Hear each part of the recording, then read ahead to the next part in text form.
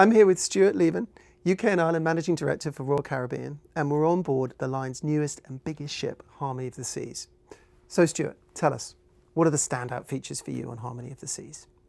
Thanks, Adam. Well, listen, Harmony of the Seas is a beautiful ship. I mean, she truly is. And you forget, so we've had 3 Quantum-class ships come into Southampton in the last 18 months. And when I was down on the dockside at 5:30 on Tuesday morning as Harmony came into view round the corner, you just forget about the sheer scale. And the thing is, people talk about is bigger or better. And the reality is that what bigger allows us to do is give some exceptionally good options to our guests when they're on board in order to fill their holiday or their vacation. It really does allow us to do that. So if you want adrenaline, you get the ultimate abyss. If you want serenity, you've got the spa on board. Even down to dining options. I've eaten in the Hibachi Grill in Izumi, which is really it's a dining experience with great food. Or you could you go for a burger at Johnny Rockets if you really want that as well. So this ship is big, but it's all about choice. And the biggest challenge we have is condensing the 2 or 3 things we want to talk about, because there's just so much to talk about. So picking up on one of the features you were speaking about, the ultimate abyss, tell us, Stuart, have you been down it? I have, and I screamed for my mummy.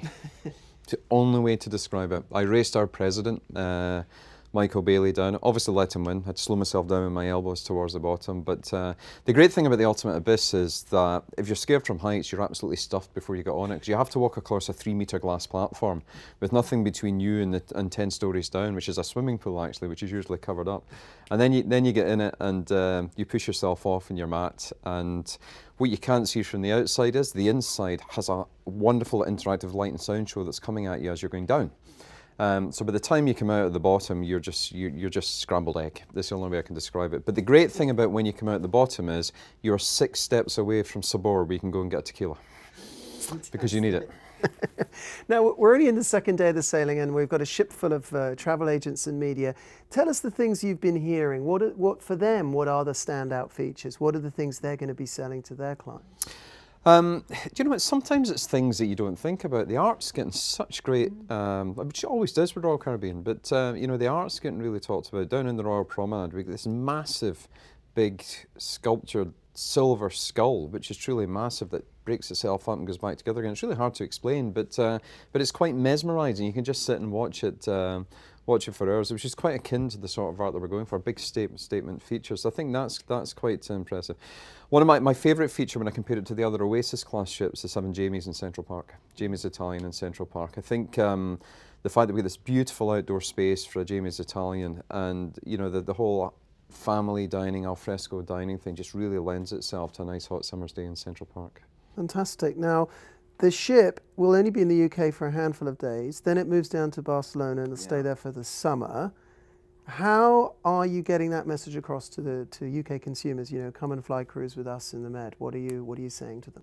Well, bear in mind she's been on sale for over 12 months, and there's not a lot left to sell. If I'm quite honest with you, such has been the demand. So the message we're now getting across to the consumers, apart from a few late cabins down in the Med in the summer, is make your way down to an airport and get yourself over to Fort Lauderdale and enjoy the winter in the Caribbean. So that's the message that we're focusing on now. I mean, the demand for the ship has been absolutely tremendous. It has been phenomenal. And in actual fact, as we've gone through the selling process, the share of UK and Ireland guests that we got on board has been more than we expected. Okay, so they've taken a higher proportion of the ship. So we get some sailings where we probably have up to 40% of the guests on board will actually have flown from the UK and Ireland down to Barcelona to do the 1-week itinerary. Which leads me very neatly to my next question. If the demand is so high for a ship like this from UK consumers, why don't we have a ship like this based out of the UK, like we had the lovely Anthem all last summer and then we lost it? We've got 25 ships. So as a company, we need to make 50 decisions a year, and only 50 decisions. Where do 25 go in the summer and where do 25 go in the winter? The interesting thing about the cruise industry, though, is you have to make these decisions quite far in advance. And bear in mind when deployment decisions were being made for the newer hardware, it was at a time when Europe was in recession and we weren't seeing recovery coming in. So decisions were made 2-3 years ago about where deployment is going. The UK is the fastest growing economy now, and we're seeing some real green shoots in the other big feeder markets in Italy and in Spain and in Germany especially, which makes it easier for future deployment decisions to look at what we're going to do with Europe again. I am absolutely convinced, and we've had assurances from senior leadership within the company, that within the next 2 to 3 years, we will see new hardware coming back into the Med and potentially into the UK. Thank you so much for sparing the time talking to us on board Harmony of the Seas. Thanks, Adam.